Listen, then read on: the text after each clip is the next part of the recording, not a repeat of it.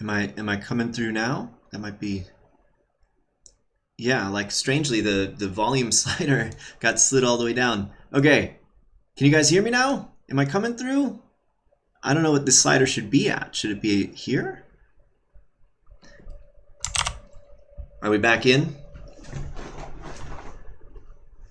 Okay, Bronx Taco says there I am. Okay. Hi, bots, MB Gaming. Hey, Bronx Taco. Hey, The Glean. Everyone, welcome to the stream. David Snopek here from Snopek Games. I am having just a litany of dumb errors with technology this morning. I did for about 10 seconds show my email screen. I will have to probably go back on the YouTube version and cut that out. I don't know what was in there. Hopefully not like a bill or something with my address or phone number in it. How is everyone doing today? Hopefully you're having a better Friday than me. Today is absolute pure chaos.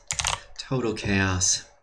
How are you guys doing? How are your projects going? Playing anything cool? Doing anything cool on your game development journey? Or otherwise, I don't really have any news today. I've just been, I don't know, stressed out, not getting enough sleep, not working on my projects as much as I would like, all of that sort of thing. Hopefully this next week will be better. I guess the only interesting thing was a show I like, The Umbrella Academy, had a new season on Wednesday. I've been watching that. But yeah, if nobody's got anything that you'd like to share with the group, then I can get started talking about the project and talking about the problem. Ooh, Bronx Taco set a release date for a small game maker game. Cool. That sounds awesome. Yeah, I find a lot of the time that just picking a goal, like putting a flag in the ground and saying on this date I'm going to do this thing, like really helps me get going. Like with this project, deciding I'm going to try and get it on App Lab in 3 months, which after 2 weeks of working on it, I think I'm probably not going to pull off. But we'll see. We'll see how it goes for the rest of it. Right now, the primary goal is just getting it in the hands of playtesters, and once that happens, I feel like things will come together quicker. We'll see. And then Bronx Taco can focus on Godot after that Game Maker project is out the door. Awesome. So, what are we working on today? We are working on the VR Voxel builder game that I'm calling Voxel Architect. Specifically, we're going to be messing around with performance. I'm going to attempt to show the game, like in normal intro I give for people who might be new to the stream, and show the problem we're trying to solve at the same time, which is why I have RenderDoc up here. So I'm going to attempt to launch it through RenderDoc so we can look at some rendering statistics, and I can show you guys basically what the problem is. Although it is super cool being able to have RenderDoc capture from the Oculus Quest. So that's why we're going to do that. But basically the problem is exactly what I thought it was. Too many draw calls. So yeah, let me put on the headset. I will attempt to share also what I'm doing in the headset. And yeah, we'll dig into this. Give me a moment.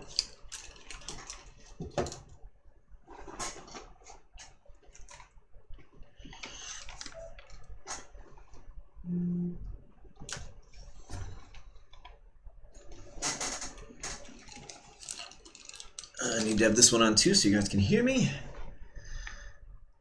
Alright, I'm doing my little unlock pattern. I'm going to press the cast button so that theoretically you guys will be seeing what I'm seeing. Ooh, geez. Okay, well, things have already gone a little bit wrong. There's this bug in the OpenXR support for Godot where like sometimes the left eye will stop rendering things, and I just have to close that eye. I think when we relaunch the game it'll be working better. Alright, let me just look in the chat to make sure that there isn't anyone saying I'm breaking the stream here. This should be connected to my Quest. I should be able to just hit launch. And RenderDoc should be restarting. Okay, it's already being captured in RenderDoc. Please close the app and then launch again. How do I do that though? I thought I did that. Render doc, I don't know you as well as I wish I did. Do I just close the app in the headset? I closed it on the render doc end. Of course, you know, I went to go test this before the stream to make sure it worked, and perhaps testing it is what caused the problem here. Okay, let's try launch again. Launching, okay. Now I'm going to switch back in here so I can talk about what the game is.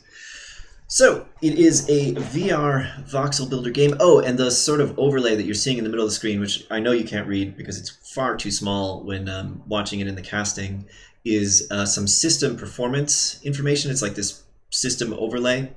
The most important thing for our purposes is the chart going by is showing frames per second. So when it's up at the top, that means we're getting a consistent 72 frames per second. When it dips down and turns yellow and red, that means you know, we're dropping frames. So anyway, in this game, you can place some voxels on your left hand. You have some different tools to choose. That was the brush tool. Here is the shape tool. The only shape they can do at the moment is these rectangular cubes, whatever those are called. We figured it out a stream ago. It was like, I can't remember. Something with prisms and something. You can change the color of the voxels. But the thing that is intended to make this unique, or at least different than most voxel games, is that you can create the voxels using smaller voxels. So here I will just do my classic flower because I don't feel like thinking too hard at the moment. This will be more of a weed. I have a kind of twisty weed going here. Let's make it a purple flower. I almost always make it a purple flower because purple is my favorite color. Why not use your favorite? All right, come out of here. And now on my palette, I can choose the normal voxel, whose color I can just change or whatever, or this pre-made flower voxel I can place down. I can put a little field of flowers. There. I'm just gonna take a quick peek at chat to make sure the quality is lower and your voice didn't get any softer when you took off the headset. Okay, so something's going on with the audio. Let me attempt to address that quickly. Is that coming through now? Does that sound better, guys? Let me know. I'll take a look at chat while I'm already in here, while I'm waiting. The Clean is working on a backend for cube game pattern detection, picking algorithms and stuff. The eye glitch never happened to me. Maybe it's a Linux thing.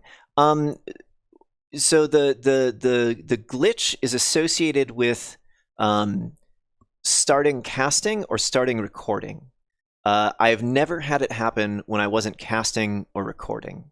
And the Bastian and MG Schwan, I don't know his actual name, have been working on trying to fix that. Oh, awesome. Bronx Taco and Boss MB Gaming are saying that it sounds better. Yeah, I'm sorry for all the problems today. I'm just too tired and too disorganized at the moment, but I think we'll have a good stream. I hope. All right, so I have done some normal kind of stuff here. Let's capture a frame in RenderDoc. I'll just keep the, well, I want to keep looking at things. Okay, let's capture after a delay. We'll tell RenderDoc to capture after a delay of 3 seconds so I can look at something interesting while it's capturing. All right, so capture after delay. Let me look, maybe get the flowers in there. Oh, I'm watching the frames dip, so that must be RenderDoc capturing. Yeah, I don't know why the thumbnails that you get for captures from the Quest don't look quite right, but we'll load this capture that we just did. So RenderDoc, if you don't know, it hooks into the graphics API and records basically every graphics call that you make, and then it can give you different information from these logs of this capture for a single frame. So we did one capture. We'll go look at the statistics first. We have 573 draw calls, which is not too many. I mean, even for the Quest, that's a fine number. I'm looking around in here, and everything is fine. I'm getting a perfect 72 FPS. Now let's break things. So if I make a voxel, if I make a new voxel that is composed of a ton of small voxels and then place lots of them, we can get the FPS to go down to like 2. So let's do that. I am going to make a voxel that is just all, hang on, let me select this cube. So it's the same as our normal voxel, but it is composed of individual little small cubes. And I come back here. I can already feel things being a little slower. Oh, you guys can't see what I'm doing. Sorry.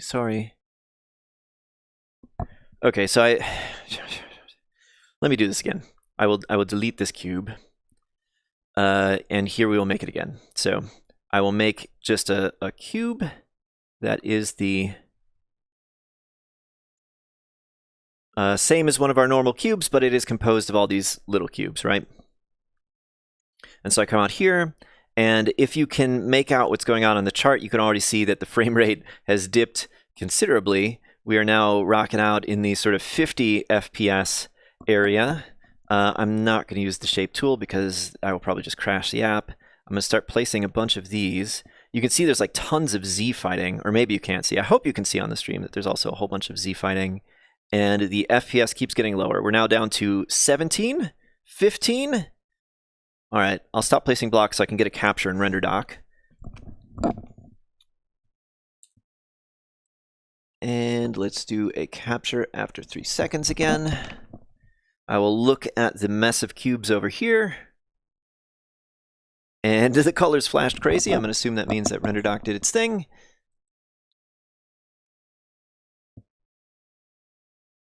Let's load up that capture. And if we go look at the statistics tab, we now have 14,881 draw calls, which is way too many draw calls. And the reason for that is that there is no meshing, and I can explain what meshing is. So let me get a new. I'll delete the world so I don't have to operate in 24 frames per second here. Let me show you my view here. All right, so we're back to our nice 72 frames per second. So when I made this cube, out of all of these little cubes, it is literally a mesh for each of these little cubes. And for every single mesh, there is a draw call. If all of the meshes are using the same material, the draw call is lighter weight. Then for drawing a different mesh with a completely different material, there's less state changes. And they are all drawn with the same material. We worked on that on a different stream. But each cube is still a draw call. So what meshing is that it takes all of these little voxels and combines them into a single mesh. So we made this shape. The ideal meshing would actually make this thing that we've made out of all of these little things be exactly the same as a single cube, right?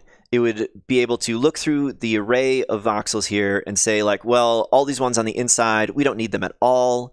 On the outside, we have all of these ones that are the same color, and all of their faces are, you know, lined up with each other. We can change this whole side into a single face, this whole side into a single face, and in the end have just one mesh that we can send to the GPU and draw, and in fact, one mesh that is going to be quite small. I do think we could probably gain a lot of performance even without eliminating faces if we just made all of these triangles and vertices be in a single mesh. That would reduce it to a single draw call. But we can do better than that, right? We can also eliminate all of the faces that we don't see and potentially combine faces. So I want to implement a very simple meshing. And my thinking was, like, what is the simplest meshing we could implement that would yield a decent result?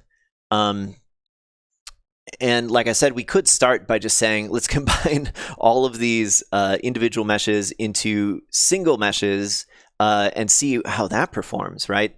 It still probably wouldn't perform great because there's all of these unnecessary faces that are being drawn. But I would be very curious to see if it performs better. But I have kind of an idea for maybe just one smidge, one tiny step more than that, but not going too far. Because like I said, the main goal is getting this to playtesters.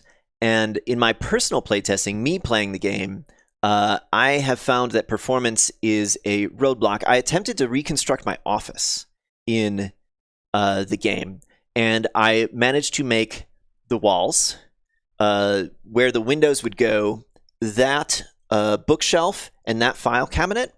And I did it with as few voxels as possible because I knew about this problem, right? So like the file cabinet, I didn't fill in the inside of the file cabinet. I just did the outside parts, right? And even that made the performance drop to a point that it was unusable.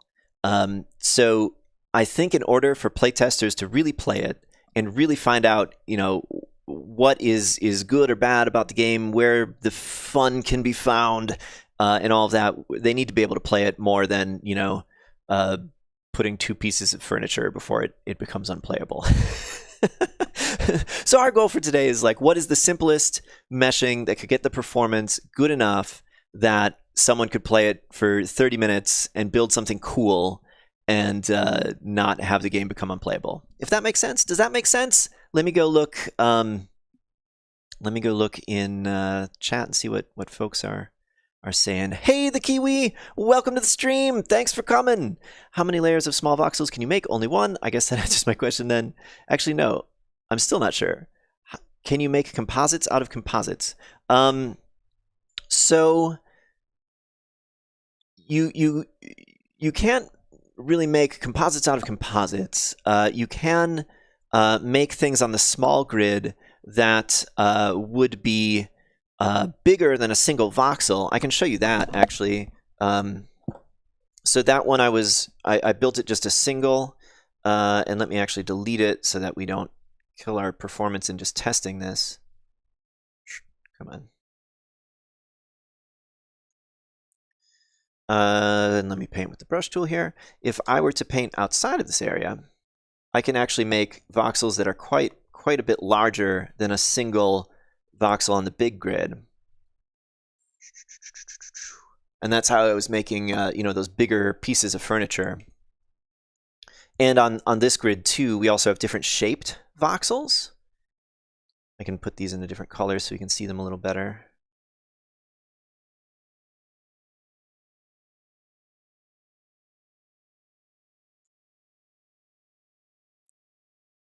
And then, I don't know, this is a terrible shape, a terrible thing that I've made here.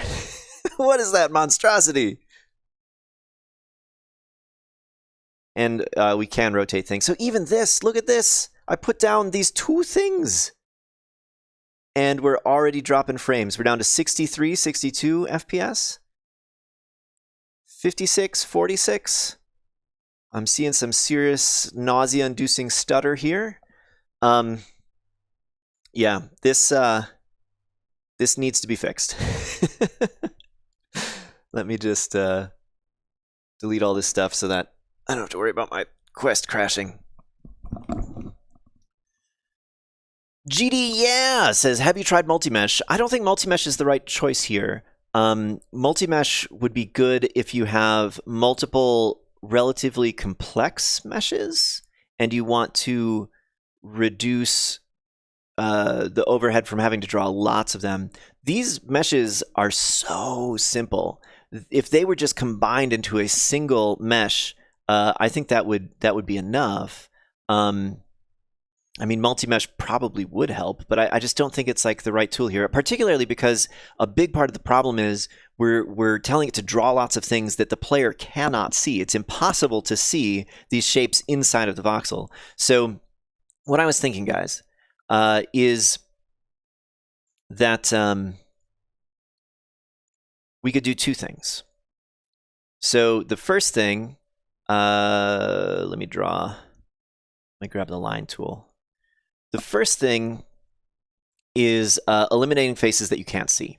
So if we have one voxel here, it has this face over here. Line tool, you've betrayed me. Why won't you draw line tool? Oh my god. Here we go, now it's drawing. So we have this face here. If it is flush, just so you guys can get an idea of the perspective that I'm attempting to go for. Oh, come on. I'll draw the top of the cube. I am not an artist, which I'm sure you can tell. So if we have a cube here, and then we immediately put another cube next to it, we end up with this superfluous face there, right? So step 1, eliminate all the faces that can't be seen. Step 2, combine them into a single mesh. And theoretically, I mean, it'll improve performance somewhat, but hopefully it'll improve performance enough, is my hope. We will find out. I mean, you can't reuse shapes that you make on the small grid again on the small grid as a single voxel, can you? No, you cannot. That's an interesting idea, though. So the way that I would think about that would be like custom brushes. So right now, the only brush is a single voxel that you can place, but conceivably, a brush could be anything, any collection of voxels. So like if you could make a like a brush in the small grid, or at least that's how I'm thinking of it. Is there like a specific use case that you had in mind, the Kiwi, that you would want to place these shapes? Because to me, that just sounds like, well, if I'm going to be stamping out the same shape a couple of times, that would be like a different brush. That would quickly drop performance, I guess. Well, I mean, it'll drop performance if we don't have good meshing. We need some good meshing. So I'm going to take off this combination of headsets so that we can start messing around with some code, and let's try to figure this out, guys. All right.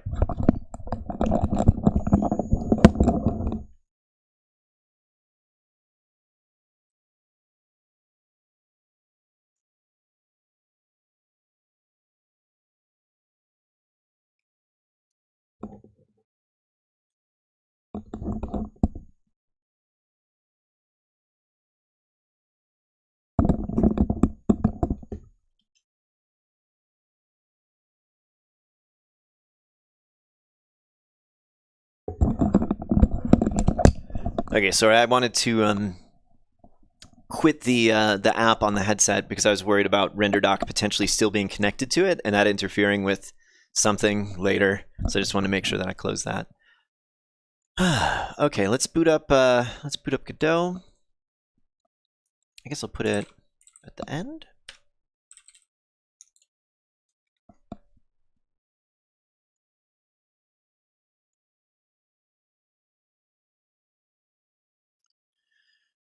All right.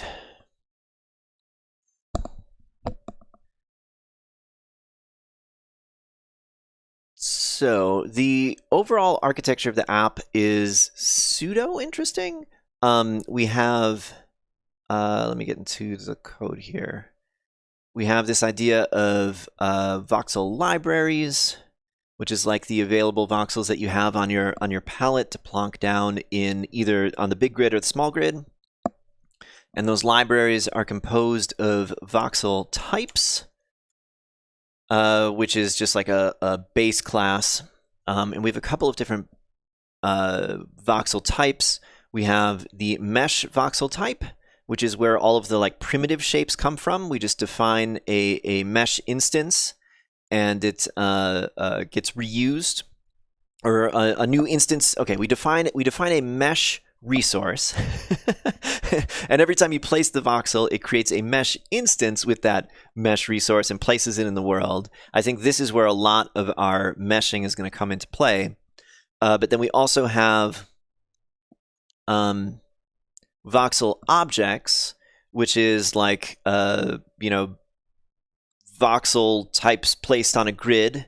That is what our world is. That is what our smaller voxels are, which can then be wrapped up in voxel object voxel types, which are voxel types made of a voxel object, right? I hope that makes any kind of sense. I maybe should have drawn a diagram of that rather than going through different code files. Yeah, maybe I will draw a diagram of it. Let's make a new thing here. Save current image. I don't know. Don't save. No, I don't care. Can I put text on here? They changed this program since the last time I used it, and now I'm just lost. I'm very, very lost.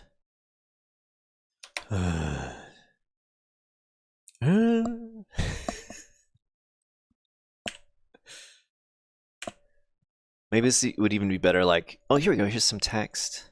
So we have voxel type, which gives us mesh voxel type. These are composed. I might give up on this. I might give up on trying to draw this. This is just too frustrating. I just have a pen. Give me a pen. I don't know. I'm giving up on trying to draw it. I'm sorry. Please let me know if that was too confusing a description of the architecture, and if so, I will make an attempt to explain it better. I can't deal with this picture right now. Sorry, everyone. But basically, what I think we need to do for the meshing is we have these voxel. We have voxel object. We need to be able to say, okay, our voxel object is made up of all these voxel types. We're going to combine them into a single mesh instance, or not a single mesh instance, into a single mesh resource, which would then, in the voxel object type, we would instance that mesh. Man, this is so hard to talk about. Too many things are instances, too many things are voxels, too many things are meshes. Oh, geez. Yeah, can I... Where is this person coming from? That's from YouTube. Block user on YouTube. Block, add to block list in Restream chat. There we go. Hey, Pixelmate Graphics, welcome to the stream. All right, let me try to gather my thoughts again. So, we need to be able to take a voxel object which has the array of voxels in it and say we're going to attempt to combine all of those into a single mesh instance, or no, into a single mesh resource, which can be instanced in a mesh instance, which is just the normal Godot node, the mesh instance node. Oh no, one of those. Here comes a spam bot.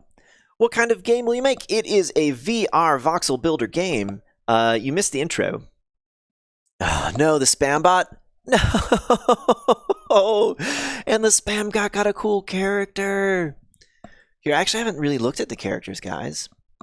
Let me unstuck this and take a look at what we got. So Pixelmate Graphics, you got a sweet character. You got like a princess in a pink dress with the sailor captain's hat. That looks cool. The clean, you're looking good too. You're looking like some fancy merchant. What else do we have? I guess I'm just an orc with a kind of Hulk Hogan stash going. Bronx Taco, again, kind of a upper class sort of looking person there with the braid. Oh, Boss MB, yeah, you are right. Boss MB got a great character, an orc with a mohawk and some kind of crooked staff. That's awesome. And yeah, the spam bot. Why did they get such a sweet character? It's like got the horned helmet, and maybe that's a mace and some kind of armor. Anyway. Hey, the buddy Adrian, welcome to the stream. Hope you get a cool character. What do you got? Where's the buddy Adrian? Oh, yours is actually pretty cool. You got some gray short hair, a staff, some armor with pointy shoulders, and some, I don't know what you would call that, but like those like metal snaps that hold the thing together. All right, back to babbling nonsense that I hope will turn into sense. But I think our meshing is going to happen primarily in voxel object, which is going to be talking to each of the voxel types and saying, "Hey, voxel type, give me the triangles and vertices that apply to the situation that you're in, where the situation that you're in is defined by what your neighbors are." So I'm imagining we're going to have voxel object looping through the list of voxels, calling into the voxel type and saying, "Here is the list of your neighbors. Give me back your vertices and your triangles." And voxel object is going to collect all of those and make a single mesh resource. Actually, and maybe it won't be voxel object itself doing this. Maybe we'll make a new class that is walking through the voxels in the voxel object. Because also ideally we would be doing this on a separate thread. So that is a very strong reason that it would maybe be another object. So maybe another class that takes a voxel object, walks over it, and then generates this optimized mesh resource that it can potentially pass back to voxel object and say, "Hey, here is a mesh resource that is optimized. Now use that for something." Which is actually an interesting situation. We're going to have a system of signals or something so that when this optimized mesh is ready, that it works its way back up into the world. That'll be an interesting problem to solve. Because the way that this is laid out, which I'm sure I described terribly initially, and I'll try to make it a little bit clearer here, is just how Godot has like a mesh resource and a mesh instance node. Voxel object is a resource, and voxel object instance is a node. So the voxel object, once it has the optimized, or wait, actually no, maybe voxel object is just the raw voxels, right? And then voxel object instance is the thing that cares about optimizing it, right? Because it needs to actually create it out in the world. Okay, so maybe voxel object instance will say, "I've got this voxel object." Or no. That was an interesting thought I had there, but I don't think that's right either. So the thing about resources in Godot is they are shared wherever they are used.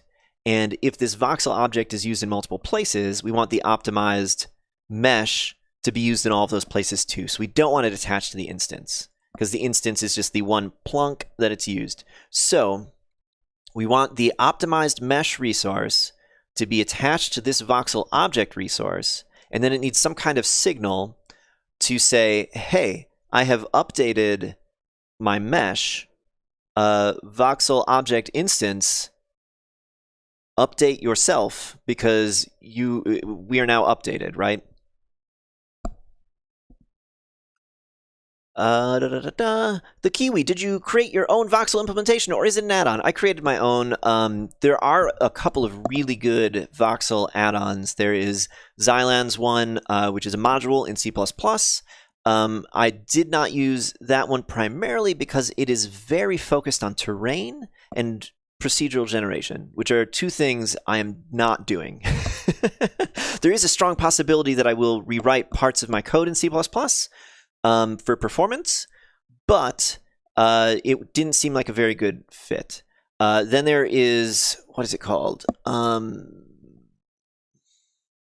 There's another voxel one, another voxel add-on written in GDScript, which I did borrow a lot of concepts from.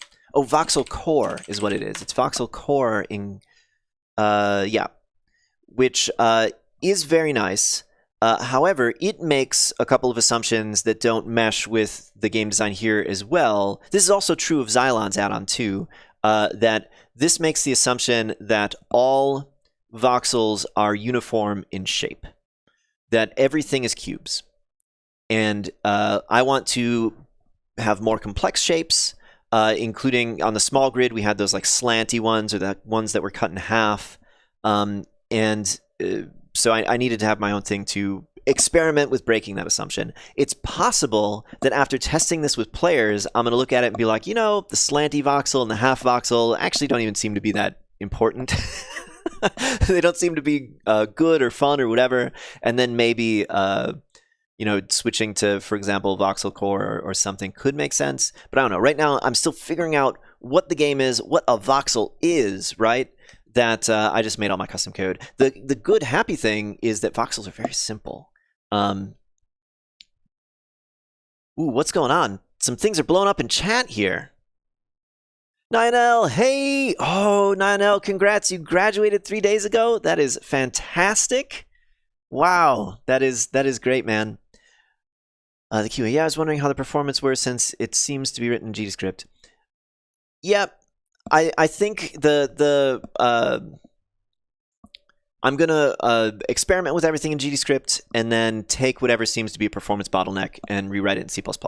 I have a bunch of experience doing that on some of my other games, taking some of my game to C++ land.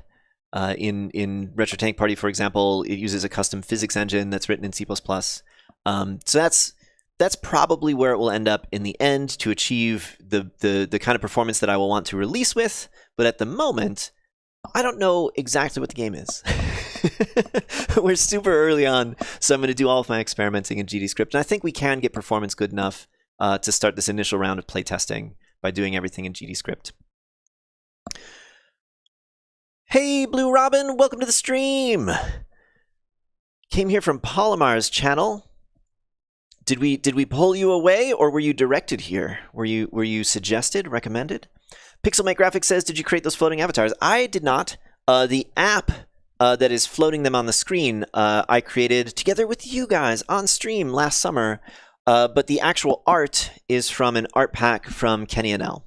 So I did not make the actual art, but I made the app that randomizes it and connects it with chat and puts it on screen, which is a Godot app, by the way. The overlay was written in Godot. Ooh, you were recommended here. Yeah, it sends messages between all of the platforms that I'm currently streaming on, which is like 6 platforms. So Discord chat is synchronized. I'm not actually streaming to Discord, but YouTube, Twitch, Facebook, 2 different channels on Facebook actually, or pages, 2 different pages on Facebook, Twitter, and Steam. So this is also appearing above my Retro Tank Party game on Steam. I don't know if anyone ever watches those, to be honest. If you are watching it, hello Steam. But yeah, let's dig in here. I think I have a vague idea of what we're gonna do. We need something to walk over the voxel object and produce a mesh. Let's make a new object for that. I don't know if that will be the right choice in the end, but we got to start somewhere. So let's make a new file. Let's call this mesh. We could call it mesher, but that's really weird. We'll call it mesh optimizer. And this will extend reference, I guess, until we decide it should be something else. And how are we going to kick things off? Do we create the mesh optimizer with the mesh? Let's start with that as the API here. So we'll have a constructor that takes the voxel. What are we calling it again? Voxel object. So voxel object. We need to load up voxel object, so we'll do a little const preload here.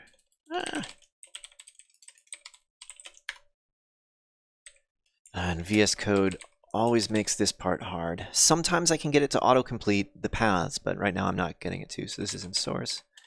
Voxel. Voxel object, I think. Yep. The red squiggles are gone.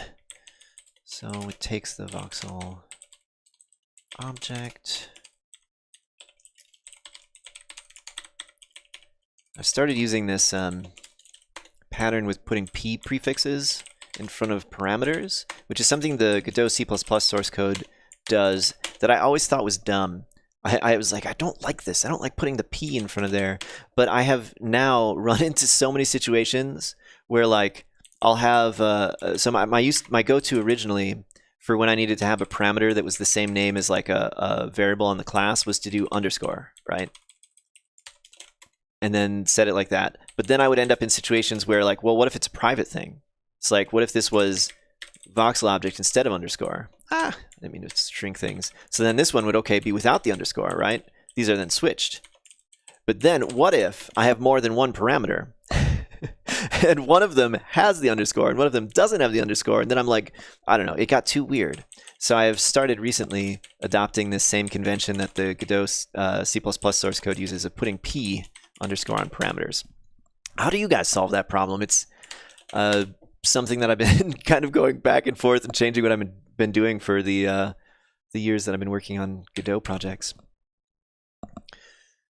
Do you know machine learning?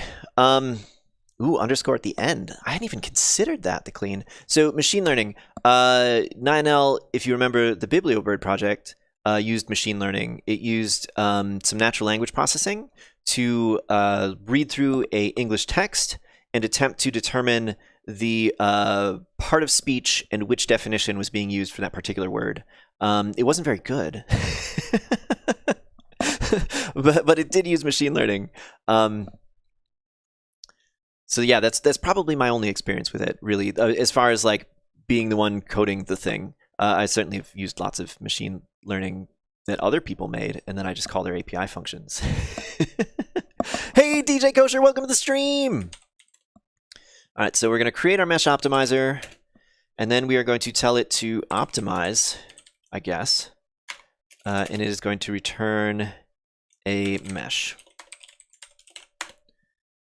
So let's just make the kind of boilerplate for this to work and wire it in, and then we will implement it. That way we aren't going to spend a ton of time implementing it and then come to the end and be like, okay, now we want to run it, but how? So let's go look at, so Voxel object is going to need to hold this optimized mesh, which it is not going to be able to produce on its own. So we're probably going to have to give it like accessors. I don't know exactly how those should look though, but we'll put this mesh in here, and we need to have a signal. We'll say mesh updated, and maybe pass the mesh.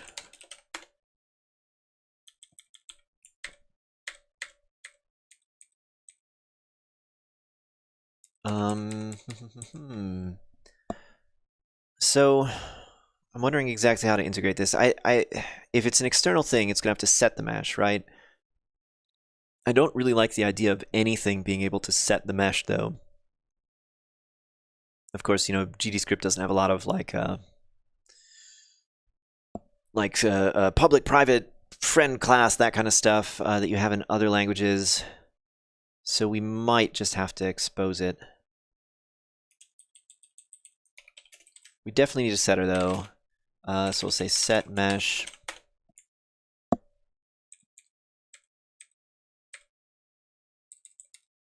Where's the right place to put this? Maybe with the last of the public functions here. So func set mesh, mesh, mesh. Oh, but like I said, I'm going to do the p underscore. We'll say mesh equals p mesh, and we will emit signal mesh updated with mesh. So then, yeah, let's not do an underscore. We'll make this a public property then.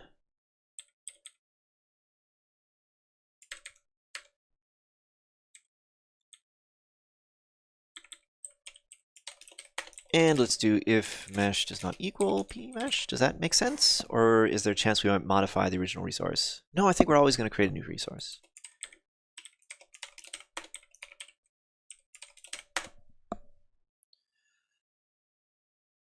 All right, so the mesh optimizer is going to optimize the mesh, set it on the voxel object, and then the voxel object instance needs to keep an eye out for the for this change.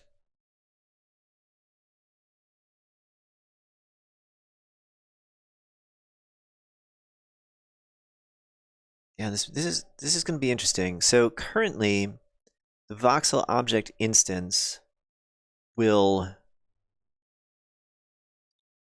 instantiate the individual like voxels into the scene, and we're going to have to combine that with the idea that, oh man, how is this going to work?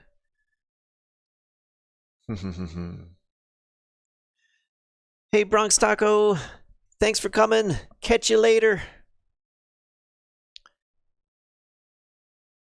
So, okay, if we imagine there's kind of like a pipeline going on here. We start with the individual voxels.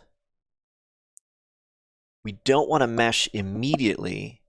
We want to mesh a little bit after the fact because meshing is slow. And okay, so we have two conflicting things here, right? We want as soon as the user presses the trigger for the new voxel to appear. But we also want to do this meshing. So we've got to do a kind of thing where we place the voxel like individually, and then a little while later, it gets turned into, the single mesh, which replaces this. But then if the user comes and puts another voxel next to it, this will first appear in the scene, and then a little while later, it will get replaced with the optimized mesh. But that creates a problem of how do we know which voxels to keep on the screen, and how do we know which voxels to eliminate?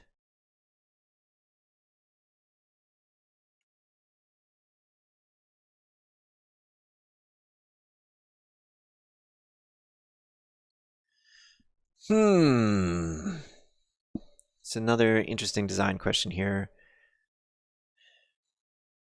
Okay, so the way it works currently is as soon as something is added to the voxel object instance just straight up instances it into the scene.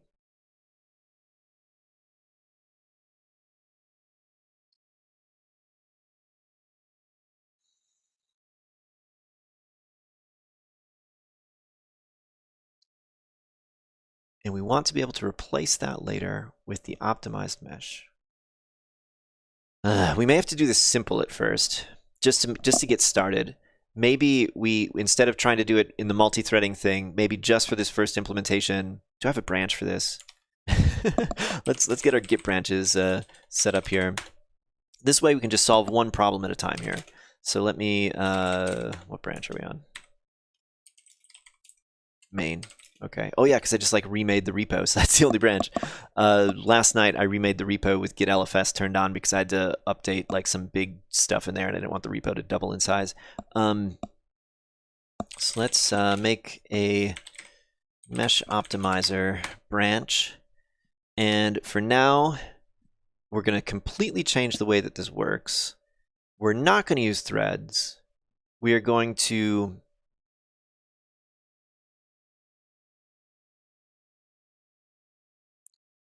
say as soon as something is added to the voxel object, we're going to start optimizing that voxel object to produce the mesh.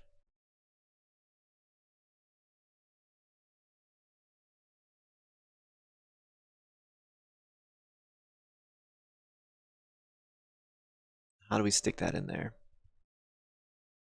Hey, Phildo, yes!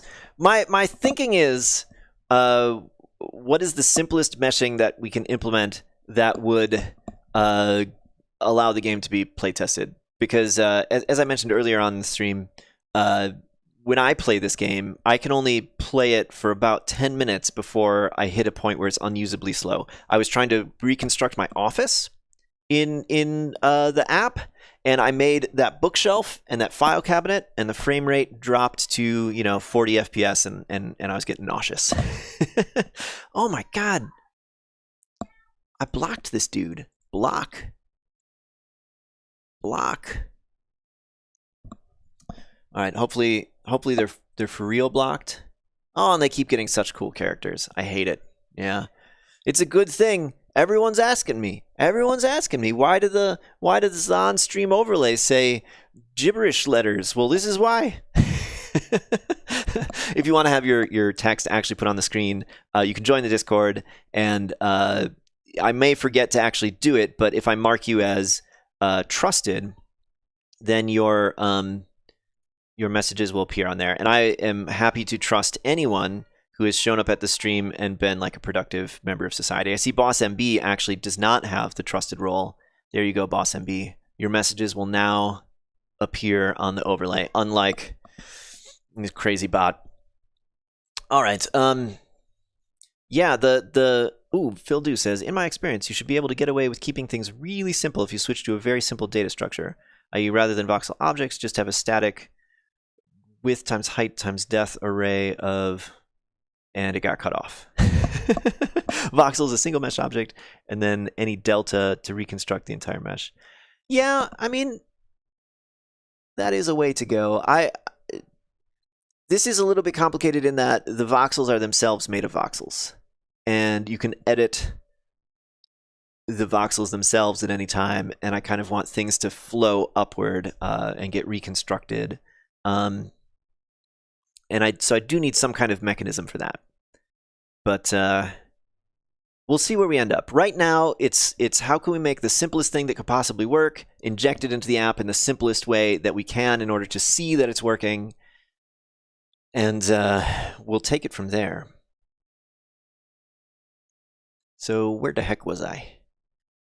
We have the voxel object, which has this mesh, which we need to update it. And I just want to figure out what thing, where, is going to update it.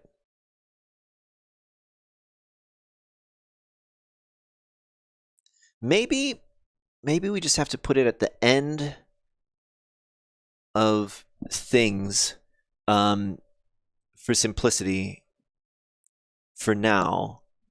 And then later we can try and figure out how this is going to fit into like a pipeline of optimizing.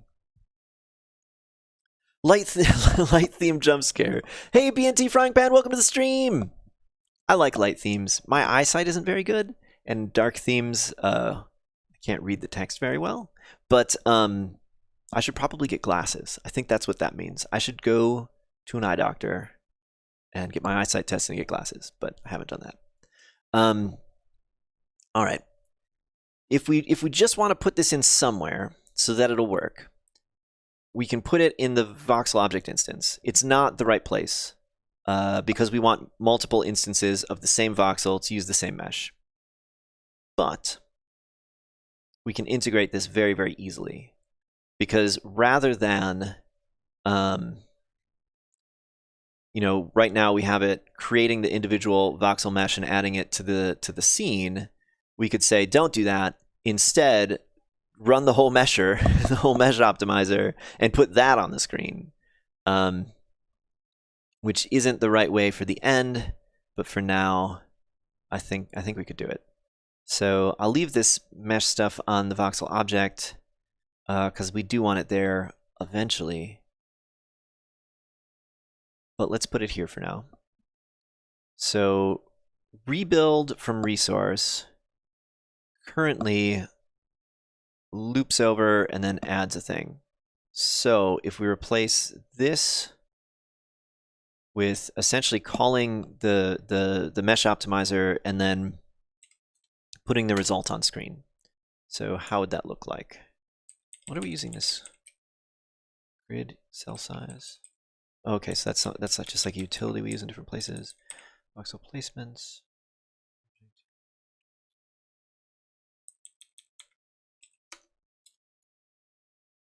Yeah, the question is how do we pass these? Okay, so this loop is basically going to go to the mesh optimizer.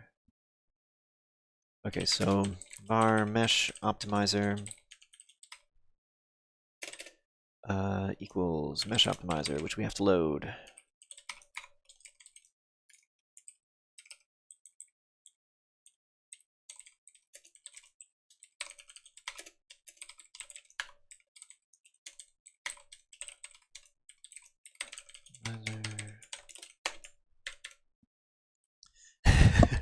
Can confirm, glasses are in fact quite useful for seeing things. Thank you. I'm bad about that stuff. I'm bad about going to the doctor. I'm bad about going to the dentist. I'm bad about going to the eye doctor. I just put that stuff off for like literal years when I really should. Okay, so we are going to take the voxel object. We're going to end up with a mesh optimizer, optimize, and then the part of this code where we are placing it on the screen is going to be here.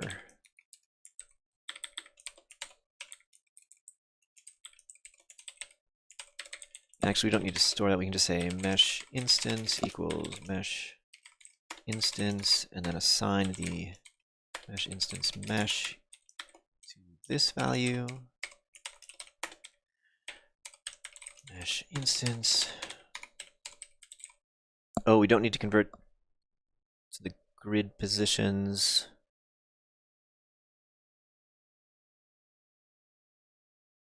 What would be the position for the entire thing? The position for the entire thing would be, I think, negative offset, I think.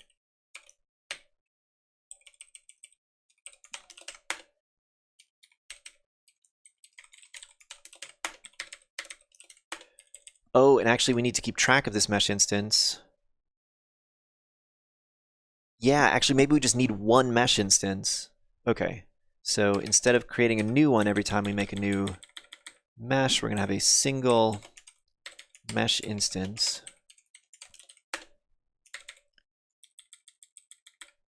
We don't need to create you. This should be fine. Will that be fine? I'm not sure. I feel like we should create this in the ready function and not here. Let's say func ready. Say mesh instance equals mesh instance new. And we can add it.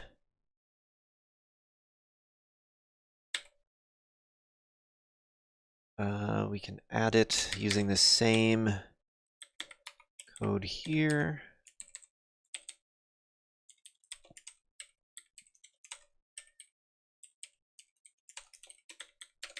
And then all we need to do when we update the mesh from the mesh optimizer is set it. We don't need to add it again.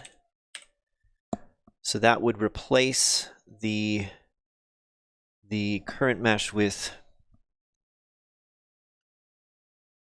whatever new thing we get from the mesh optimizer. Seriously, what is with the bots today?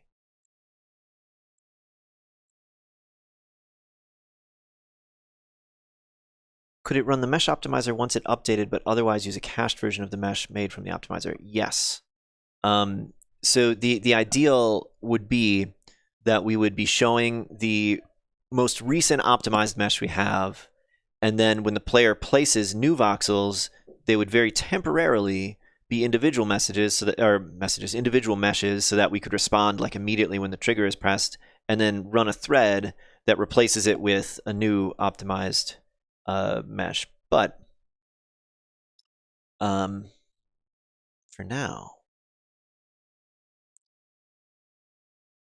Okay, so this code needs to go. It's going to need to appear in some form in the mesh optimizer. We'll just copy and paste it in here, even though it's not going to work. And here, we need to again take this code out and move this to the mesh optimizer. Again, it's not going to work. Actually, let me take the whole thing, method name and everything.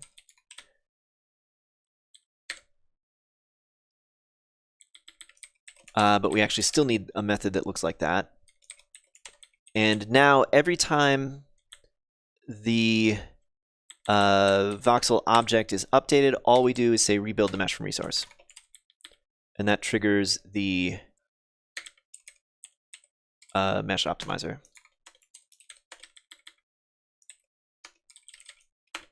So, like I said, this is not the way we want it to work in the end, but this will get us to a point where we are writing code, we are testing it, and then once we have it doing something good, we can figure out exactly how it should best fit into the whole workflow. I think you may need to refresh the overlay if you'd like to use clips from the stream in a video. Yeah, good point. I will do that. Thank you. Thank you, Boss MP. Let's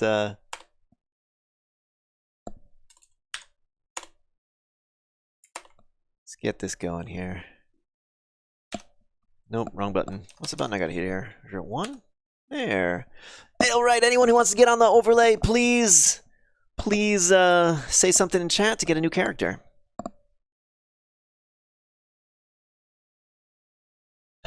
Yeah, I think I need some feature in the overlay to like remove characters too, because I did not consider, and of course it's obvious, I did not consider that their username could be problematic. Because yeah, the username is huge and it's not good.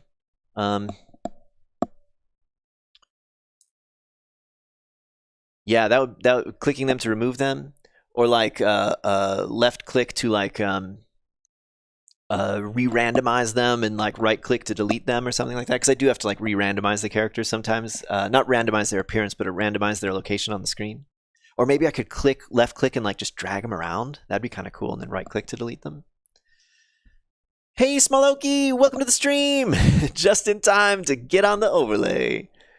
Oop, yeah, someone's already stuck at the bottom of the screen. Let's see what we're getting. Oh, Smoloki's just kind of a normal dude wearing a shirt. BNT Frying Pan is looking awesome. You got the white beard and the staff and a bald head. The clean. You're like a Viking. How'd you get that sweet Viking character? Boss MV's looking pretty cool too. I'm not entirely sure how I would describe what you have on your head. Is that a crown? I think it's a crown. I think you're a king. You're the king of the overlay. Long live the king. All right. Can't preload. Okay, because there's errors. Why are they talking to me so much? It's random. It's random. The spam bots show up sometimes. They don't show up other times. Okay, so this code looks like what it needs to look like to get us testing. This code needs to be rewritten entirely because it is not going to concern itself with creating nodes. It is going to instead try to create meshes. And how are we going to do that? How are we going to make that happen? So we are going to loop through the voxel placements. We get the voxel placement. Then we need to ask we need to get the voxel type object. How exactly do we do that? We need the voxel library, which would be this. Actually, we can put that up here. We'll put that. That looks good. So then we need to get the actual type, which is like voxel library, get voxel type.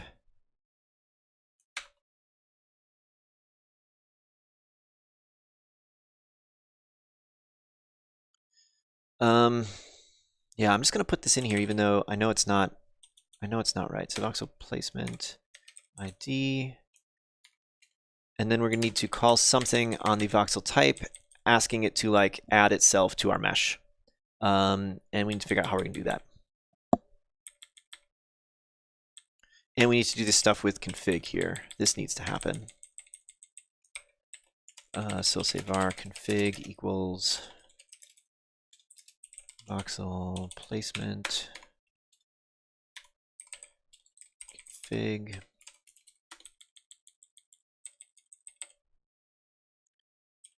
Oh, and this is, oh, geez. Material override and render layers is a thing from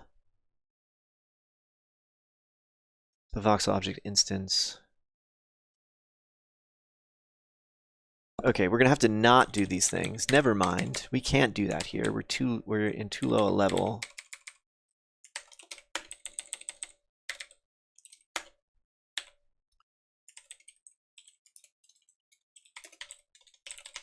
Voxel type. What is going on in chat? Regex name exclusion would be nice too. Yeah, we need like a Trello board going for the overlay. Or at least a place for me to dump these awesome notes that you guys are giving me right now. Let's hang on. Let's just get these ideas written down, guys. I don't want to forget this stuff. These ideas for the overlay. Let's go to Stream Tools. Do we have a to-do file in here? We do not. Let's just make one. Okay.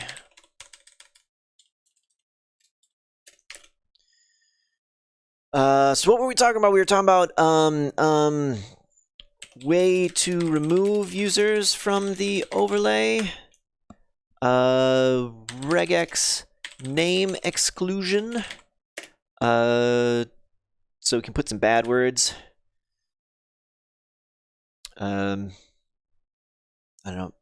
Hide usernames with spammy bad words. I liked the idea of being able to click and drag them around. So I'm putting that on there. Click and drag characters around. What else did you guys have? Drag them to a trash can. We could make like a really like crazy animation or something for when we eliminate them. That could be really cool. Seriously? They're back here? Blocking on chat. Jeez. Do we restart the overlay right away again? This is so lame. Are they encouraged by us reporting and blocking them? Yeah, I hope not. The overlay is on Git. I can drop the link into chat. It's on my GitLab.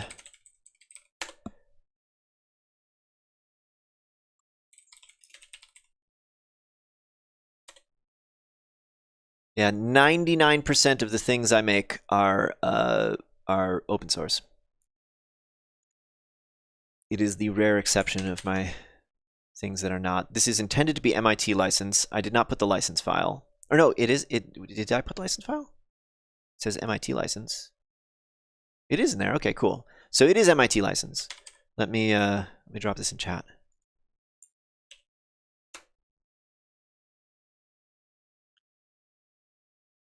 Yeah. Yeah, I guess I can always look up what the names were. I was gonna say I should write down the names that they're using, but I can get them from the recording. Yeah, let's restart the overlay. I'm sorry, guys. I'm sorry I'm getting rid of your cool characters. But let's restart this. Ooh, I like my character this time. I got the mohawk.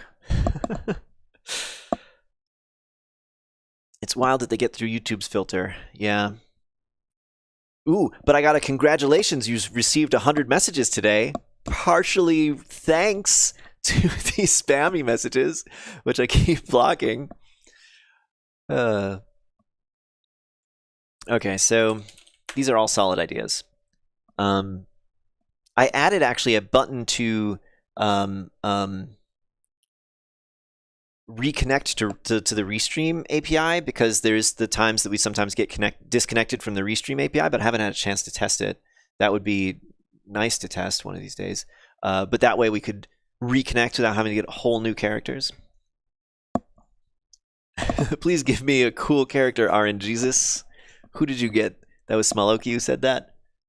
Smoloky, you did get a cool character. You're an orc with a crown and a sweet beard? The Kiwi, I look like Alex from Minecraft. Where are you at, the Kiwi? Oh, there you are.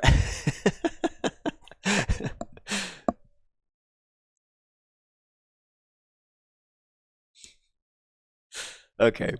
So we have our notes for the stream tools. Let me commit those to Git. Oop.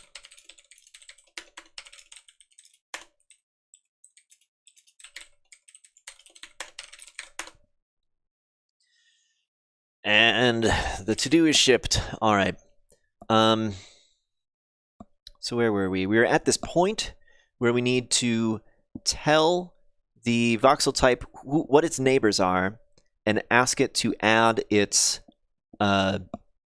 verts and triangles to a mesh.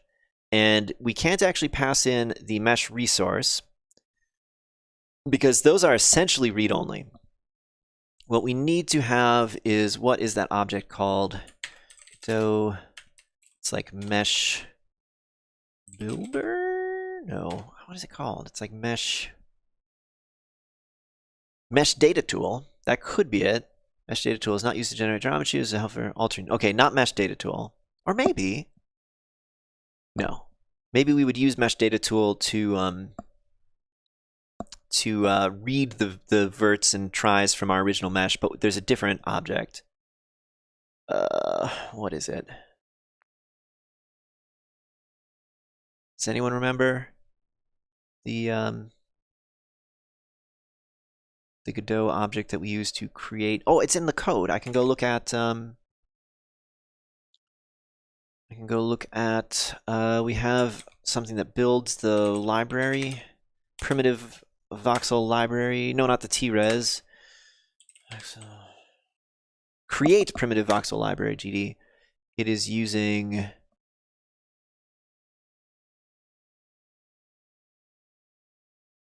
no, we're directly building an array mesh here. What is wrong with me?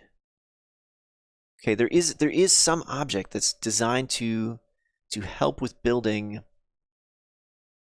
meshes dynamically. What is it? Is it surface something? Surface tool? Surface tool! Surface tool is used to construct a mesh by specifying vertex attributes individually. It can be used to construct a mesh from script. All properties except indices need to be added before calling add vertex. For example, to add vertex colors and UVs. Okay, right. So you add the color, you add the UV, you add whatever you need, and then you close with add vertex, and then all of those things get lumped into that single vertex. That's kind of nice. So I think what we need to do is we need to create a surface tool, and we pass it to the voxel type and say, hey, voxel type, add your stuff.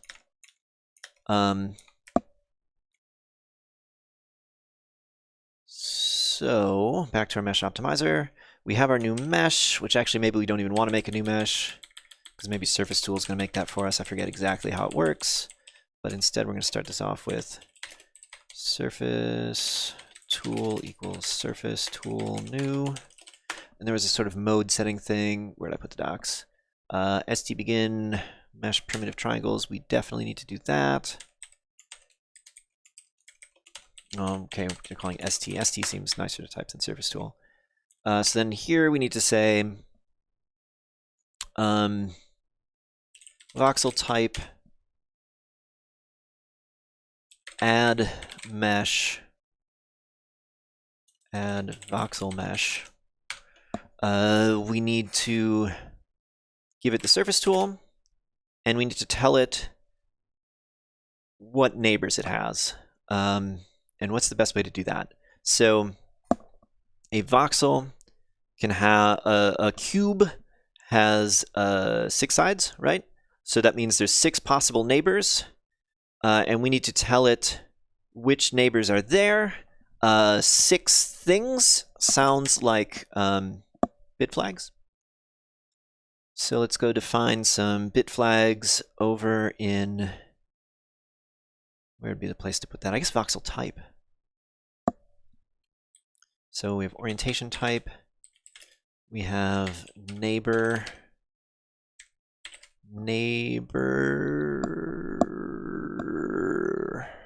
what to call that? Neighbor bit? I don't know. So how should we orient ourselves? Should it be like top?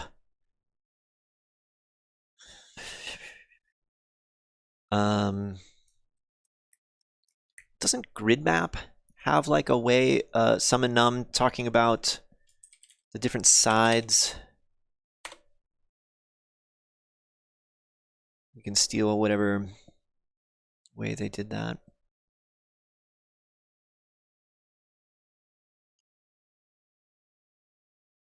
Okay, so yeah, so they have orientation. That's not exactly what I was thinking.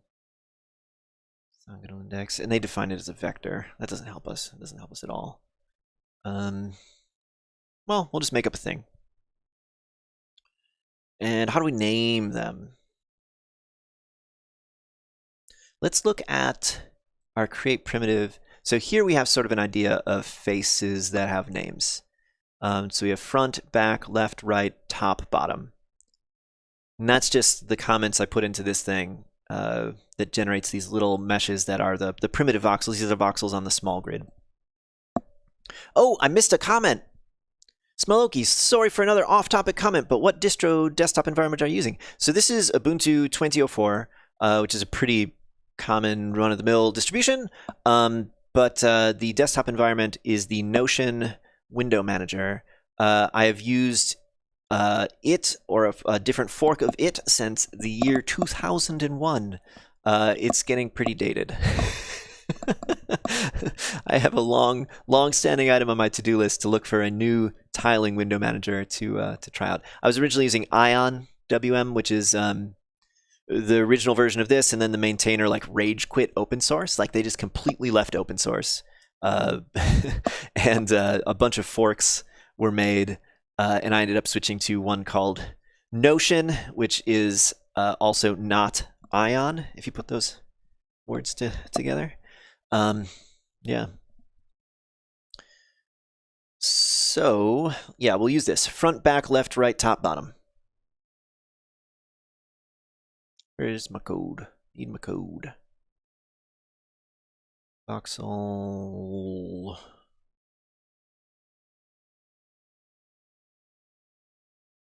It was voxel type, right? Voxel type. Yeah. So, front, back, left, right, top, bottom, and of course these are, oh, and no neighbors, none. So that will be 0, and then these are bit flags, so we will do you guys also write bit flags in hex? I always write them in hex. I did that in Retro Tank Party, and some people were like, what is this notation? I was like, oh, not everybody has had an occasion to use hex.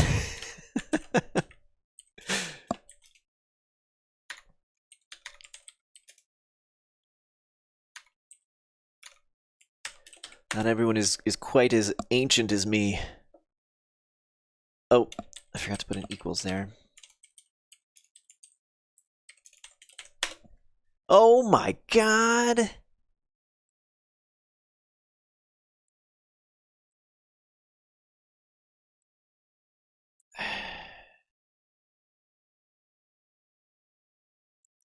Windows users are probably really confused looking at a desktop environment. Probably. Smeloki wouldn't have guessed that it's Ubuntu. Yeah, I mean, I just don't use the standard Ubuntu desktop environment. I never have. I think actually, so I used Debian for years and years and years, and I love Debian. Debian is great. It is remarkably unstable in a way that I didn't think was important, and then eventually came to know was important. it has a unpredictable release schedule. And there came a point when I just couldn't deal with that, right? Like suddenly my Debian is unsupported and I have to switch today. Whereas Ubuntu, you can put that on a calendar. You can say, I know when the next stable's coming out. I know when I have time to switch and all of that stuff. So that's why I switched to Ubuntu. And on Debian, of course, I used the same window manager. So when I came over to Ubuntu, I just set up everything the same way as I'm used to from Debian. Oh my god. I'm gonna go restart the overlay again. I'm sorry, everyone. This is ludicrous. What a day. What a day. I think I like this character the best, though.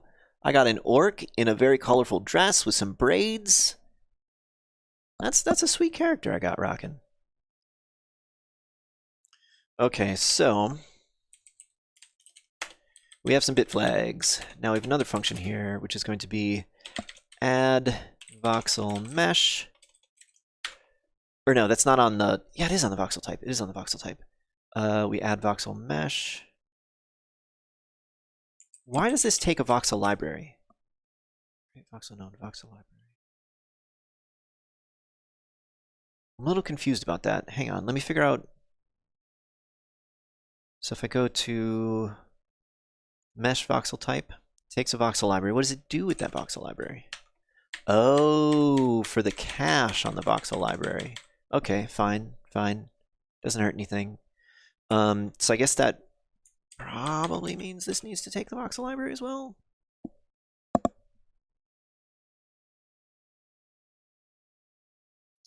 Will there be things we need to cache for the voxel library? Maybe. That makes the function signature like really weird. Surface tool makes a lot of sense going first because it's the output. And oh, we need to pass in the configuration as well. So surface tool, voxel library.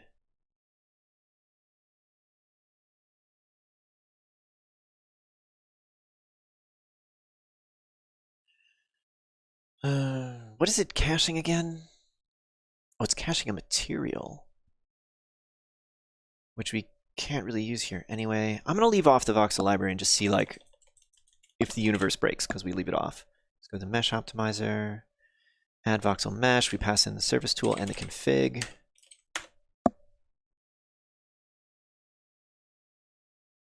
And then at the end of this, how do we take that surface tool and turn it into the mesh commit? st commit. All right. So that's how we're ending things here.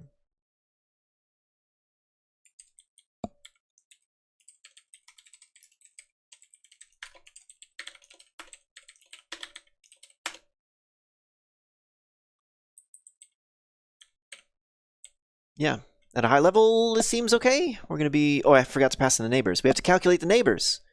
Ah, the whole thing I was just working on here. Okay, so config.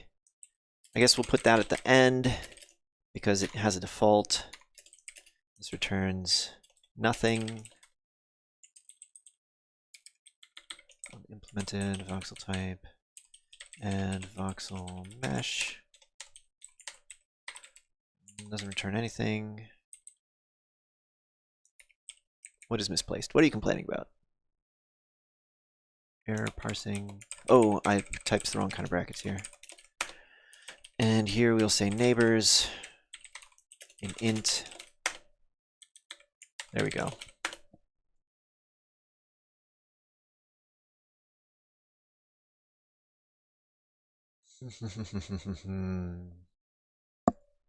So our mesh optimizer loops over, passes in the neighbors, which we need to still figure out one way or another.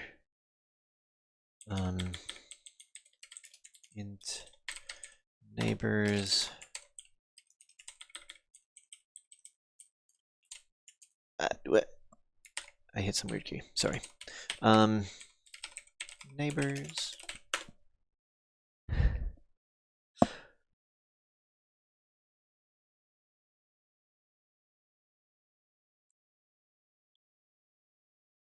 Yeah, not really distro. Pick the desktop environment. Return to the monkey. You have a caveman kind of character going. Orc, please. At least the orc at least the pants are orc colored. Yeah, you got sort of a, it looks like a gladiator, Smaloki, with orc colored pants. Oh, I don't know. I put int in front of here. I was thinking in the wrong programming language for a second there.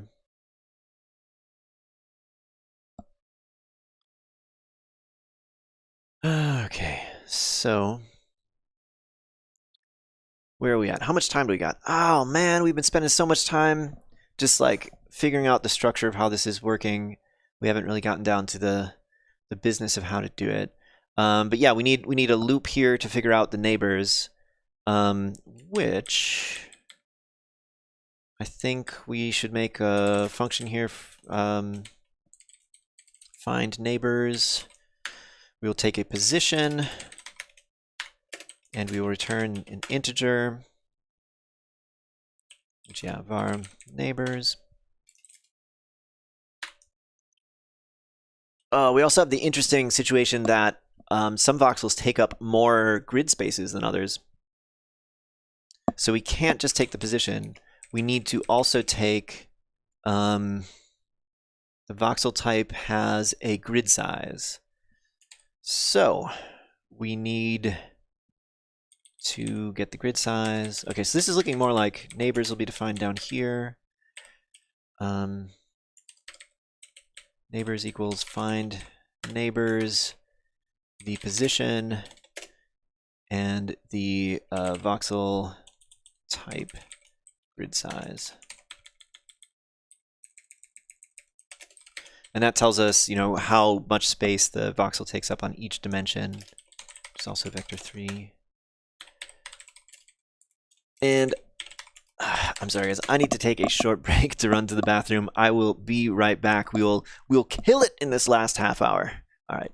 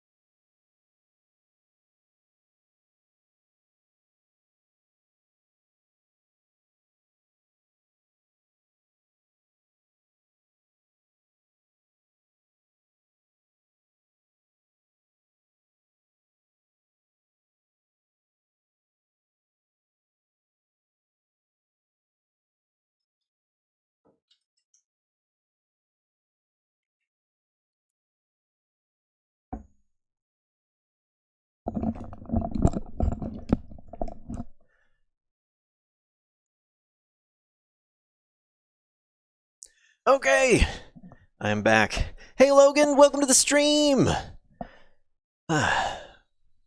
Let's see. We need to check the grid positions that are the grid size away from this position if there is something there. So I'm sure we do something. Oh my god. Spam bots? Seriously? I don't know. I don't know. I'm almost inclined to just turn the overlay off for the rest of the stream. Then I can at least not have to worry about it being, yeah, they were waiting for me to come back. They didn't do it while I was away. They waited until I sat down again. Okay. We need to loop over the axes and do positive and negative. So what is the way to do that?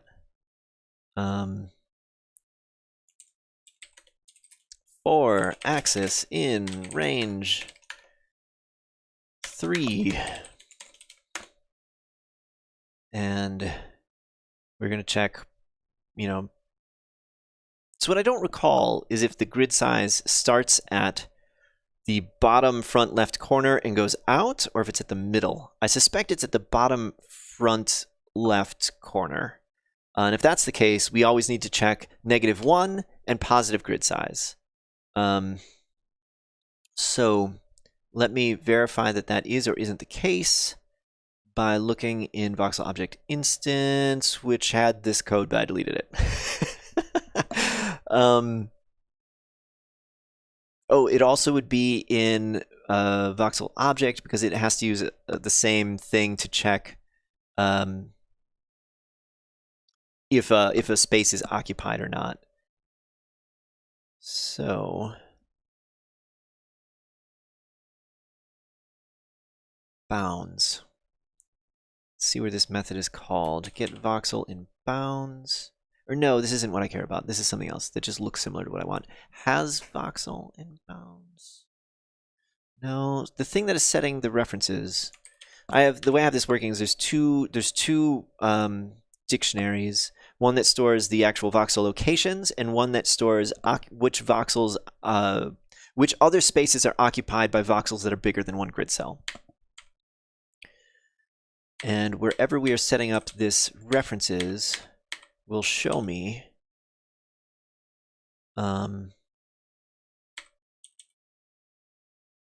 whether we're starting at the front bottom left corner or somewhere else.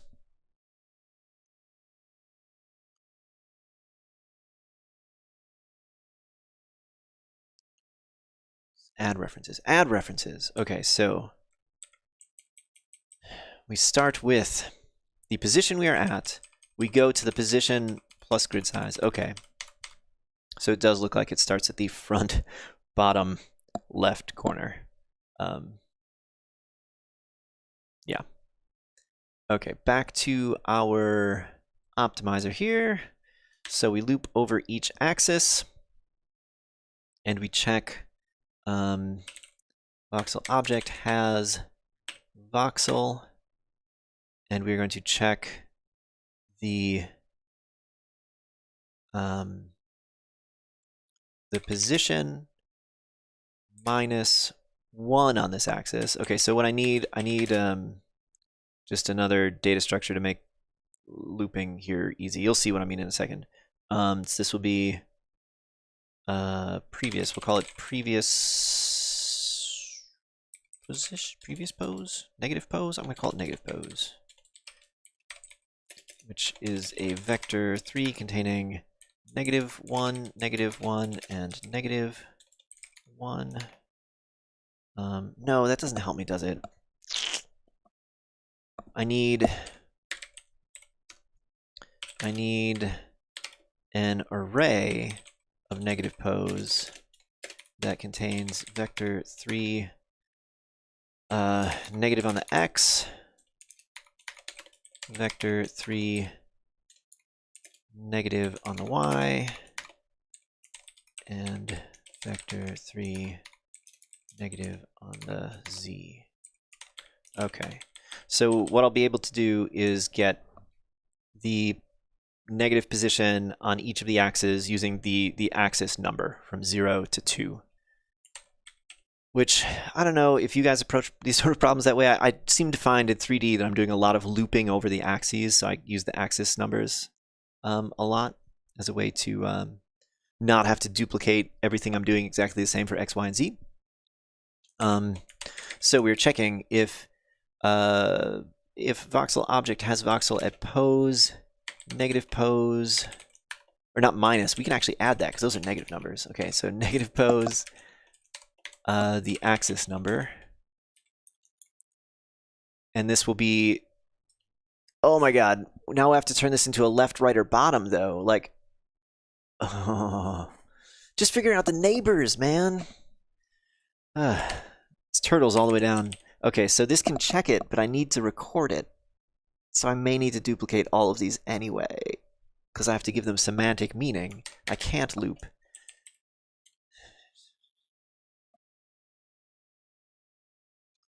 Okay.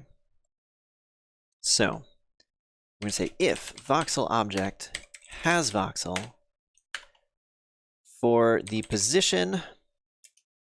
Okay, so what is our first, what is the first bit in our set of bit flags? Front.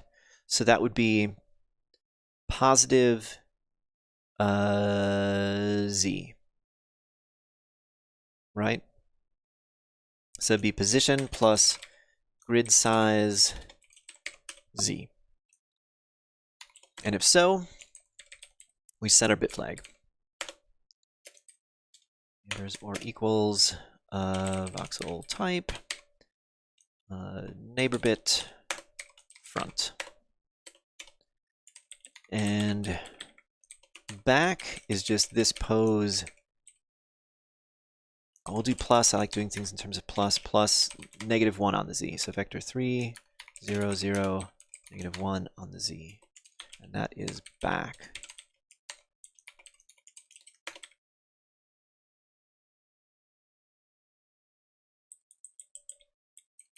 Oh, right. So it's, okay, vector 3, 0, 0, grid size Z. That is correct. Okay, so that will check front and back. Then we are doing left and right, which 3D is so confusing. I have to think about what is the local space of a voxel for left and right, because positive Y, I'm used to negative Y being forward, but it's actually the other way around, because we want the voxels to always exist in positive space. So left and right, if positive, wait, hang on. So positive Z is this way. Left would be negative X, and right would be positive X, or the other way around. We'll try it, and when it's wrong, we'll fix it. Okay, so I don't need any of this. Hey, Unfa, welcome to the stream. It's been a while since you've been here. How are things going by you? You still working on Godot 4 multiplayer stuff? Yeah. If anyone comes back again to spam it, we'll close the overlay. BNT Frying Pan, I know, it also clutters the screen. I think it's so cool having this Godot overlay. But yeah, it does kind of clutter up the screen. It makes me feel good though, seeing like all the little characters going around. I feel like I'm not alone. All right. So what did I just say? Negative will be the left and positive will be the right. You know what? I should just check the thing where we're creating the script that's creating the primitive voxels and go by what my comments are there. So front is positive, back is negative, cool. Left is, oh man, I have to understand these things. So we're going negative X, wait, which? That's the half cube. Where's the full cube? Oh, it does it cheats. Okay, so the left, it goes negative X, and the right, it goes positive X. So let's do that. So negative X is left, positive X is right. Optimizer here, so negative on the X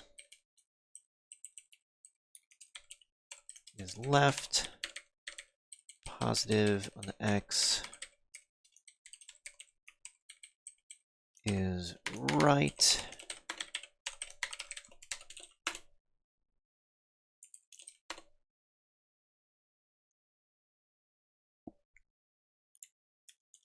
Ah, geez, I keep accidentally going to my emails. This stream is a disaster.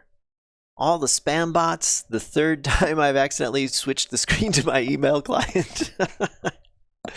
Oh my god. Okay, and then we need to do top and bottom. Top and bottom is easy. There's no question which direction that is on the y-axis. So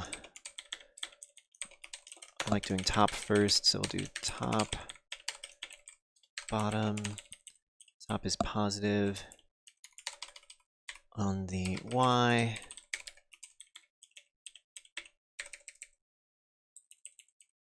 And bottom is negative on the y. Okay, so now we are able to tell the voxel type what its neighbors are. Sweet. And now it theoretically can add to our surface tool just the faces that are on those particular sides. So let's start with our mesh. Our mesh voxel type, which is what the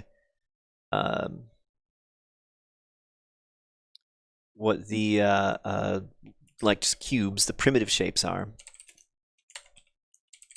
Add voxel, or yeah, add voxel mesh. We take surface tool and the neighbors and the configuration.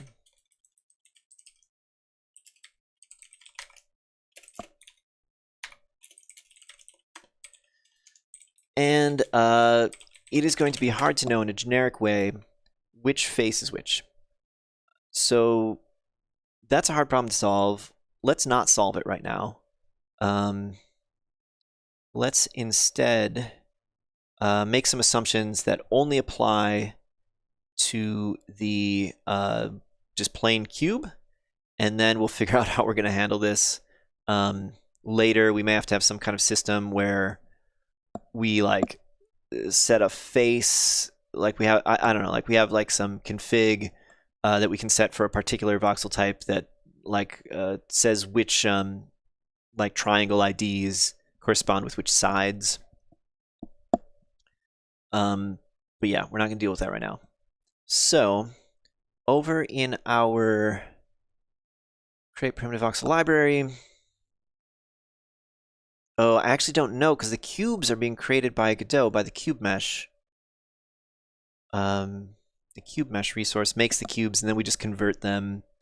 Or we don't even convert them. Or yeah, we do convert them. We convert them from cube meshes to array meshes. So then we have an array mesh, but I don't know like which sides are which. So we'll have to go look in the actual Godot source code.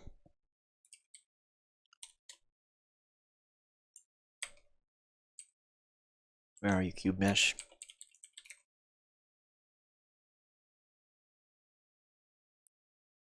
Hash symbol is the thing to get me a class, right? Oh man. Mesh, primitive meshes, primitive meshes.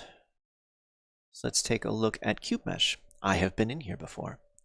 It goes front, back, and then, okay, no, these are indices. Okay, so here it's doing points, normals, but the indices are what we care about.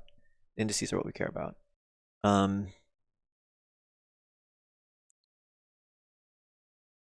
Front, back, why is it doing it more than once? Is that for like subdivisions? Okay, well, front, back, left, right. No, right, left, front, back, right, left. Top, bottom. Top, bottom. Okay. So what we want to do is we want to read the data from this particular voxel mesh. Which we do that with mesh tool, right? Or mesh data tool. Or we'll say mesh data tool. And I'm gonna have to go look at the docs for that.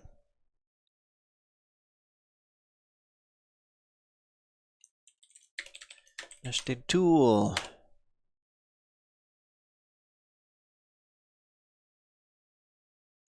We have to say create from surface. Do that. Where's my code editor? Here we go. Create from surface mesh. And then we are able to access its different faces. So if we know the order that they happen in,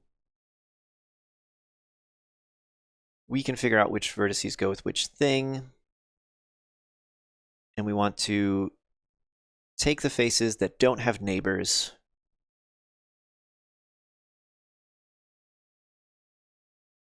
How are we going to do this without writing like special code for each neighbor? Which maybe is what we have to do. Let's start with that. Maybe a way to make it into a loop or something easier to maintain will occur to us. But let's start with let's just do like front and back, and then we can try and test this thing and see what happens. I think that would be fun. We only have a little bit of time left. Let's have it do something. If everything explodes, fine. I'm down with that. Let's have everything explode at the end. Okay, so neighbors, and actually we need to do not. If not neighbors, and neighbors bit front. So if there is no front neighbor, then we want to add the front face. And we established, looking at the Godot source code, that the front face is the first one.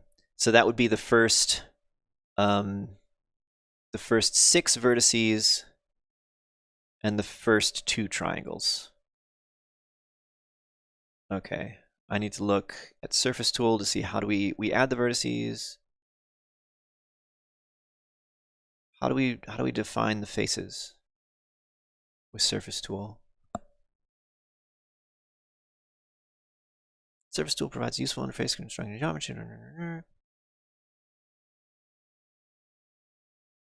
Or is it just every third vertice is made into a triangle? How do you reuse vertices then? Wait. Here, it creates a quad from 4 corners. Okay. So you can optionally add an indexed array either by calling add index and adding vertices to the index array, or by calling index, which shrinks the vertex array to remove duplicate vertices. What? I understand the add index. I don't understand what the st index is. Similarly, if you have an index array but want each vertex to be unique because you want to use unique normals or colors per face, we actually don't want them to be reused. We want unique because we're using vertex colors. Okay, hang on. So you can optionally add an index array either by calling add index and adding vertices to the index array, or by calling index, which shrinks the vertex array to remove. So we don't want to remove duplicates. But how do we define the faces?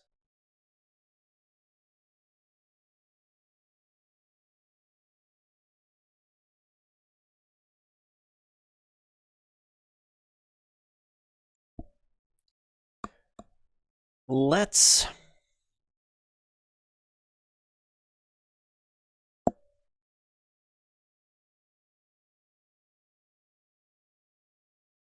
we'll index remove. Let's just try something. So mesh data tool, we want to get the first 2 faces. How do we do that?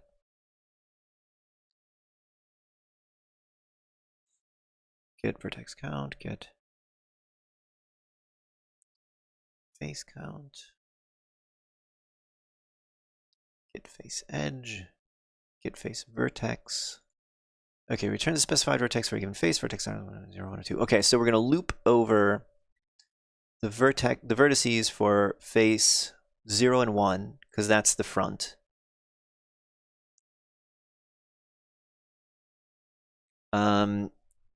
And we want to take the normals as they are, but we don't want to take the colors. We're going to overwrite the colors. So get face normal. I don't want the face normal. Can you make these into vertex normals? Get vertex normal. Okay, returns the normal of a given vertex. Wait. So when I ask for get face vertex, it gives me a vertex ID, which then I call get vertex from. Oh my god. Let's try this. So we're going to say we are dealing with the first two faces. So let's say for vertex ID in MDT get face vertex for the first face for the first vertex. Okay, so we have to so this would be like, I don't know, I in range 0 to 2, so range 3. Get face vertex I. I guess I don't need to put an underscore in front of it. I'm actually using it, so I. And then vertex equals MDT get vertex. I need the actual vertex.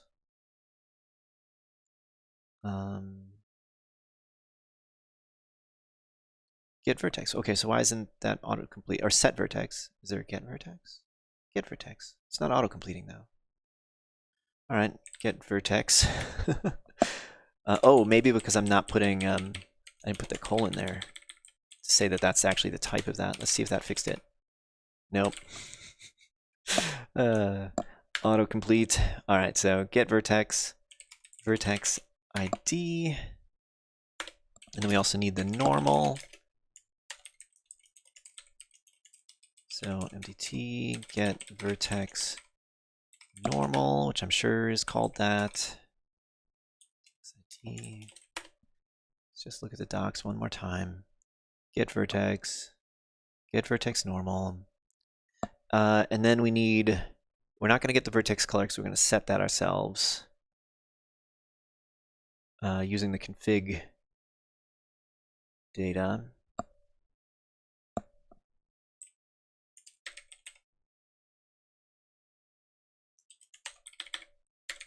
So we do service tool, add normal, because it says we have to add vertex last, right? So we'll say add normal. Right, I just say add normal, add color. I need to say config color, or actually that can be white, right? Or some default color, I think. So it'd be like color equals config get color, and the default will be color white. Is that a thing? I didn't know that was actually a thing. I'll just define the color. I don't know if there's color constants somewhere. Okay, so color st add vertex. Okay, so this adds everything from the front face, except it doesn't set up the indices.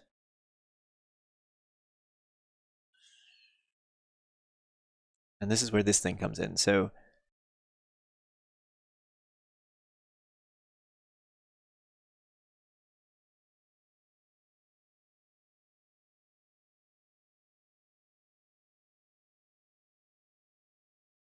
I'm just going to try using this default thing where we do st index at the end and see what happens, because I don't know what's going to happen. So this will give us part of the front face. This will give us one of the triangles that makes up the front face. How long have we been working on this? We're almost to putting a triangle on the screen. Let's just try it. So if this works remotely, what it means is when we place a voxel, it's going to place just one of the triangles from the front, unless it has a neighbor. Why are you red? Okay, it was just a leftover error. Okay, let's just see what happens. Let's just see what happens. What's my emails again?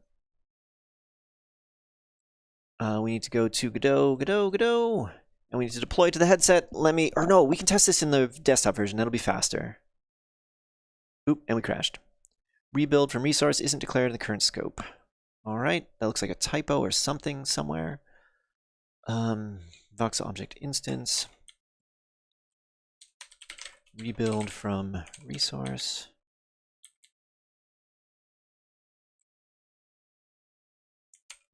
Let me look at the error a little closer. Okay, so at 83.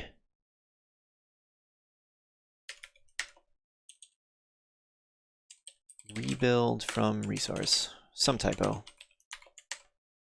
I'm not sure. All right, run you again.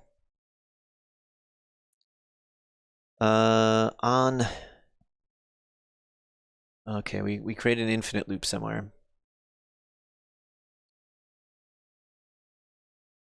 On voxels cleared, rebuild from resource. Okay, so I think what is happening is we are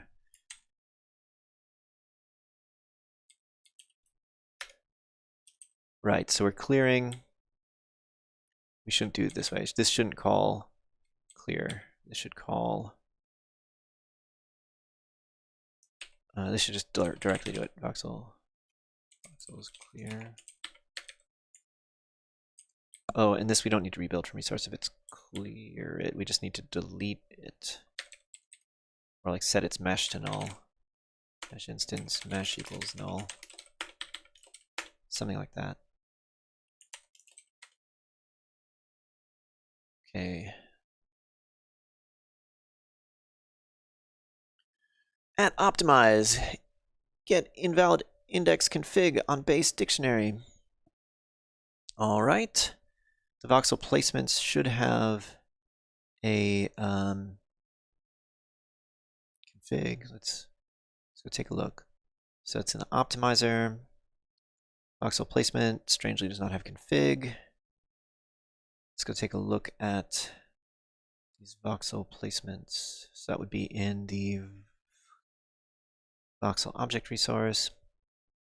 When we add a voxel, where's that set? No, set voxel library. Move voxel, get voxel ID. Where's this asset added voxel? Get, clear, remove, set voxel. Here we go. So we pass in this stuff. Placement. Oh, it only sets it if the config is more than 0. Okay, so we do need a default there. So this would be .get config.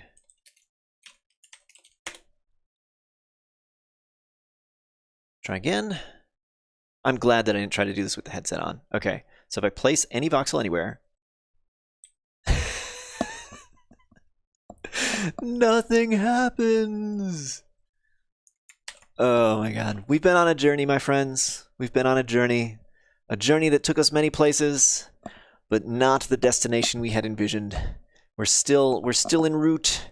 The ship is still at sail. But I think that's all the time I have for today, unfortunately. I have to try and sneak in a walk before I have a work meeting. But I hope that was interesting somewhat. I feel like this is the worst stream I've ever done, just with the amount of chaos and spammers and me being flustered and whatnot. But thank you for coming. Thank you for bearing with me. I hope everyone has a good weekend. And I'll see you in Discord and on the next stream next week. Thanks, everyone. Bye-bye.